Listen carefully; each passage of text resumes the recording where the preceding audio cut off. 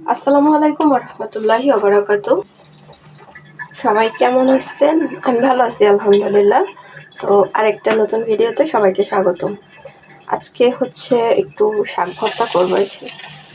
এটা হচ্ছে খোটা শাক, আমাদের এখানে খোটা শাক বলে।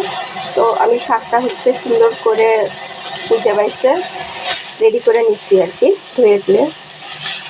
তো শাকটা এখন সিদ্ধ বসায় দিলাম, সাথে হচ্ছে কিছু রসুন কুচি দিয়ে দিচ্ছি।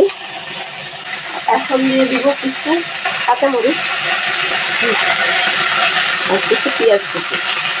এখন দিয়ে দিব হচ্ছে লবণ।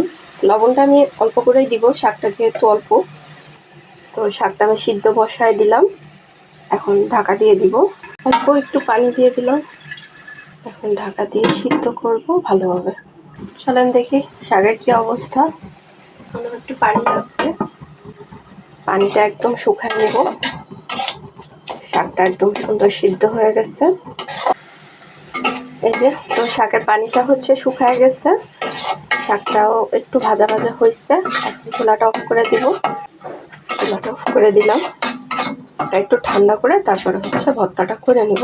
তো শাকটা আমি প্লেটে ঢাইলে নিচ্ছি, একটু ঠান্ডা হওয়ার জন্য। শাকটা ঠান্ডা হয়ে গেছে আর কি। এখন এটা আমি ভর্তা করে নিব। পেঁয়াজ কুচি দিয়ে দিব, চিলি ফ্লেক্স। চিলি ফ্লেক্সটা আমি অল্প করেই দিলাম, যেহেতু কাঁচামরিচ আছে শাকের সাথে। অল্প একটু লবণ, এগুলো আগে মিশাই নিই। দিয়ে দিব অল্প একটু সরিষার তেল। এবার পেঁয়াজের সাথে শাকটাও মিশাই নেব। তো এই যে হয়ে গেল আমার খোটা শাকের ভর্তা। এই যে কাছ থেকে দেখাই, কাঁচা পেঁয়াজ দিয়ে করলাম। তো এই যে হয়ে গেল আমার হেলেঞ্চা শাক ভর্তা। তো কেমন হয়েছে সবাই জানাবেন। আর সবার কাছে অনুরোধ রইল চ্যানেলটা সাবস্ক্রাইব করে পাশে থাকার জন্য। আবার দেখা হবে অন্য কোনো ভিডিওতে। সে পর্যন্ত সবাই ভালো থাকবেন। আল্লাহ হাফেজ।